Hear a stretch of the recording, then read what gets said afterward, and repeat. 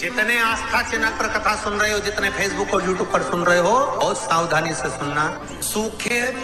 आम के पत्ते जमीन पर गिर जाए। कैसे पत्ते? जब पतझड़ का मौसम आता है तो आम के जो पत्ते नीचे जमीन पर झड़ते हैं, 21 पत्ते इकट्ठे कर कर उसको आग लगाकर जलाकर भस्म तैयार कर लीजिए। और जिस पुरुष नारी को चर्म रोग हो जाए, चर्म रोग, कहीं खुजली चल रही हो, कहीं दाने पड़ गए हो, कहीं चमड़ी सफेद लाल काली पीली जैसी पड़ गई हो, कहीं दाग हो रहे हो, चर्म रोग, कहीं खुजाल चल रही हो, तो शिव महापुराण की कथा का ये संवाद याद रखिए। लिंगपुर आम के पल्लव को जो वर दिया गया, तो आम के 21 पत्ते इकट्ठे कर कर उसको आग लगाकर उसकी भस्म तैयार कर कर शंकर भगवान के शिवलिंग पर शाम के समय प्रदोष काल में चढ़ा दीजिए वो भस्म। और उस भस्म को उठाकर लेकर आ जाओ, डब्बी में भर लो और गाय का घृत उसमें डाल लीजिए और उस स्थान पर लगाना चालू कर दीजिए। 3 दिन में दांत खाज खुजली जो भी होगी मिटना प्रारंभ हो जाएगी। उसमें इतनी प्रबलता आ जाती है। शंकर को जो भस्म चढ़ी है, आम के पत्ते की भस्म का भी हमारा शास्त्र वर्णन करता है। उस भस्म को छान कर पीस कर उसकी कोई दुकान आप डाल रहे हो, नया व्यापार चालू कर रहे हो और लग रहा है कि चलेगा कि ना चलेगा। पहले भी मैंने 2-4 दुकान डालकर देख ली, नहीं चली। अब नया डाल रहा हूँ, कर्जा कर कर डाल रहा हूँ, पैसे लाकर डाल रहा हूँ, चलेगा नहीं चलेगा। तो उसके लिए सबसे पहला काम करो, कम से कम दुकान खोलने के 7 दिन पहले आम के पत्ते की बंदरवाल बांधो। दुकान का मुहूर्त होने के 7 दिन पहले आम के पत्ते की बंदरवाल बांधो और कहीं आम के पत्ते की भस्म मिल जाए, वही भस्म जो आम के पत्ते 21 उठाए सूखे वाले, अलग से तोड़ के मत सुखाना। जो पत्ते नीचे गिरे हों उसको उठाकर सुखाकर, सूखा हुआ जो पत्ता हो उसको जलाकर उसकी भस्म बनाकर उसमें थोड़ा सा चंदन मिलाकर और उसी से सम्मुख में जहां 7 दिन पहले तुमने बंदरबल बांधी है, दुकान खोलने वाले दिन उसी आम के पल्लव की भस्म जो शिव पर चढ़ी थी उसी में चंदन मिला हुआ वो एक स्वस्तिक का निर्माण कर दो। फिर आप अंदर कोई पूजन करो ना करो, आपने कोई अनुष्ठान करा ना करा, यज्ञ पूजन करी ना करी, अगर आप प्रवेश भी कर गए, इतना आपके पास धन नहीं था और आप प्रवेश भी कर गए तो भी घाटे में नहीं जाओगे। व्यापार उन्नति की ओर ही बढ़ेगा, व्यापार बढ़ेगा। उसमें आम के पल्लव में अगर कामदेव छुप कर भस्म होते हैं तो शंकर मेरे आम के पल्लव को भी वर प्रदान कर देते, आम के पल्लव को भी शिव वर। शनिवार के दिन जो पीपल के वृक्ष में सरसों के तेल का दीप लगाता है उसको शनि कभी परेशान नहीं करता। एक बात हमेशा ध्यान रखिएगा, मान लो अगर कोई भारी रोग ऐसा शनि महाराज के कारण हो गया हो, अच्छे काम करते करते उल्टे हो रहे हैं, होते हैं किसी किसी के साथ में, विपरीत परिस्थितियां आ जाती है। अच्छा करने जाओ बुरा हो जाता है, अच्छा कर्म करने जाओ बुरा हो जाता है। तो पीपल के वृक्ष की जो छाल होती है, छाल देखिए, पीपल के वृक्ष में जो छाल लगी होती है, उस छाल को घिसकर चंदन बनाकर भगवान शंकर का स्नान कराकर, अभिषेक कराकर,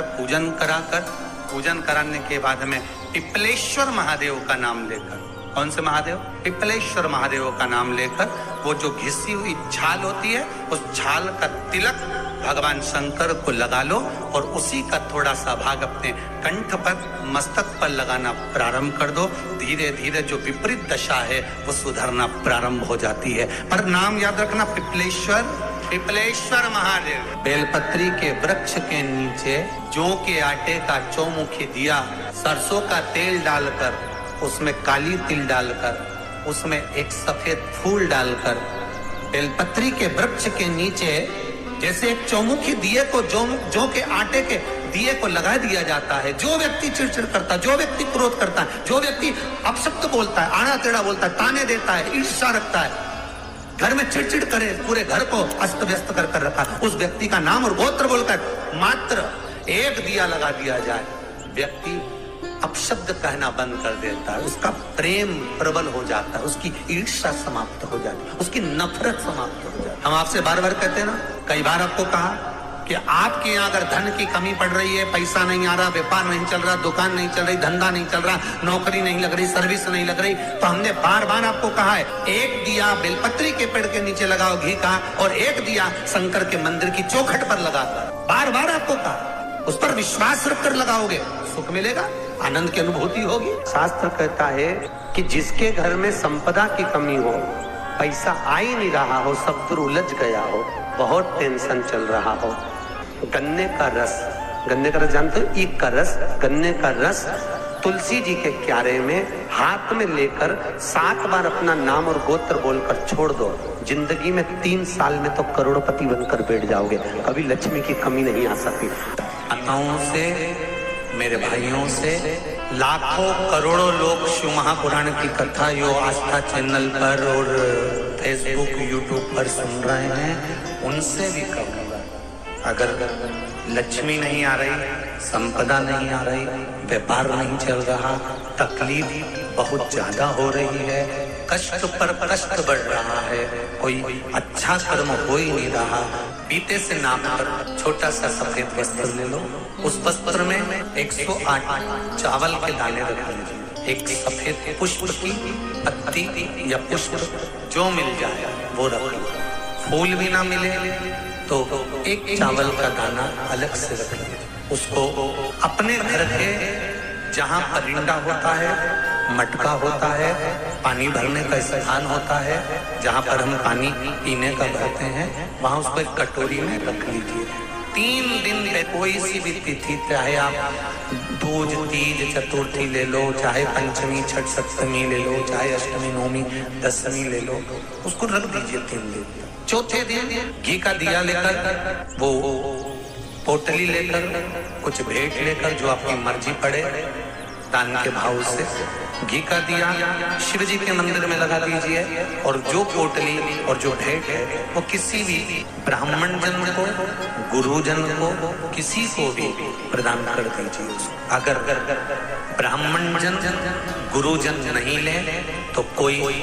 इसका मोल तत्व समझता हो, कोई सौभाग्यवती माताएं हो, कोई बहन बेटियां हो, उनको भी आप दे सकते। ये लक्ष्मी की वृद्धि करने का, संपदा, रोग, आनंद, सुख प्रदान, रोग के लिए तो नहीं कर सकते, पर संपदा के लिए सबसे प्रबल। कोई अगर आपका धन खाकर चले गया है, पैसा नहीं दे रहा, बस आप शिव मंदिर में जब दिया लगाएंगे और इसको वापस शिव मंदिर से पोटली को लेकर आएंगे, जी चाहे तो मंदिर में कोई ब्राह्मण देवता हो, पंडित जी हो, उनको भी दे सकते हैं, या किसी को भी दें, उस समय पर आपका स्मरण, दीप लगाते समय, दिया लगाते समय स्मरण होना चाहिए कि मेरा पैसा इतना गया हुआ है, बाबा ये रकम डूब गई है, ये पैसा चले गया है, ये प्राप्त होना चाहिए, मेरा व्यापार बढ़ना चाहिए। 4 पत्ती का जब बेलपत्र मिलता है तो 4 पत्ती के बेलपत्र को शंकर जी पे चढ़ाकर 1 लोटा पानी नहीं चढ़ाया जाता,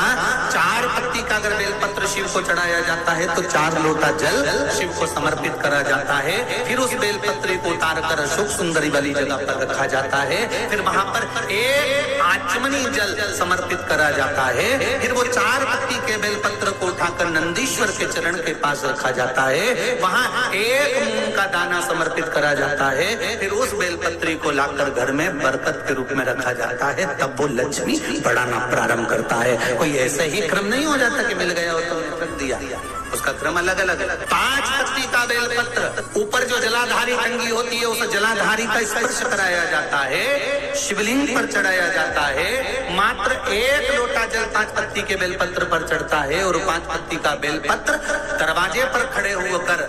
भगवान शंकर के गण भृंगी का स्मरण कर श्रृंगी का स्मरण कर उसको लाकर बरकत में रखा जाता है। 5 पत्ती, 6 पत्ती का बेलपत्र मिलता है तो उसको नंदी पर पहले समर्पित कर फिर शिव के द्वार पर शंकर भगवान पर समर्पित किया जाता है, फिर 1 लोटा जल समर्पित कर 1 चावल का दाना चढ़ाकर उस बेलपत्री को लाया जाता है, बरकत स्थान पर रखा जाता है। 7 पत्ती का बेलपत्र मिलता है, उसका नियम अलग, 7 पत्ती के बेलपत्र को बेलपत्र के वृक्ष के नीचे ही शिवलिंग का निर्माण कर पूजन किया जाता है, और वहां पूजन कर 7 पत्ती के बेलपत्र को शिव को चढ़ाकर फिर अपने घर में रखा जाता है। 8 पत्ती का बेलपत्र यदि प्राप्त होता है तो उसको पहले जो जलाधारी का भाग है, नीचे तटी भाग है जहाँ शिवलिंग रखा हुआ है, माता जी के उस भाग पर रखा जाता है, उसके बाद में शिव को चढ़ाया जाता है, 1 लोटा जल चढ़ाकर मात्र चंदन लगाकर उसको लाया जाता है। 9 पत्ती का बेलपत्र यदि किसी को प्राप्त होता है, कभी मौका मिले ना तो देखो, अब सीहोर में कभी कथा हुई तो आपको 1 पत्ती से लेकर 21 पत्ती तक के बेलपत्र का दर्शन 3 पत्ती वाले वृक्ष से ही जो पत्तियां प्रकट हुई हैं, 1 से लेकर 21 तक के पत्ती के दर्शन आपको सीहोर जब कथा रहेगी कभी तो ऑनलाइन कथा में हम खुद व्यासपीठ से दर्शन कराएंगे कि इतने पत्ती तक के भी बेलपत्र का दर्शन होता। श्री शिवाय नमस्तुभ्यम, सब बोलिए एक बार जमकर, श्री शिवाय नमस्तुभ्यम।